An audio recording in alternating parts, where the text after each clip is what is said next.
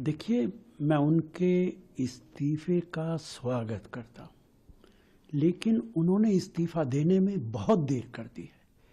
उनको बहुत पहले इस्तीफा दे देना चाहिए था। भारतीय जनता पार्टी के 20 से ज्यादा एमएलएस उनके खिलाफ थे। मणिपुर को वहां की कानूनी व्यवस्था दिन ब दिन बिगड़ती जा रही थी। वहां कितना किडनैपिंग हुआ है, कितने लोग मारे गए हैं, इसके बावजूद मेरी समझ से बाहर है कि भारतीय जनता पार्टी की क्या मजबूरी थी कि वहां से न मुख्यमंत्री को हटाया, न प्रधानमंत्री गए, न मणिपुर के हालात ठीक करने की तरफ कोई कदम उठाया है। मुख्यमंत्री चले गए, देर आयद दुरुस्त आयद। एक अच्छा कदम है कि वो चले गए।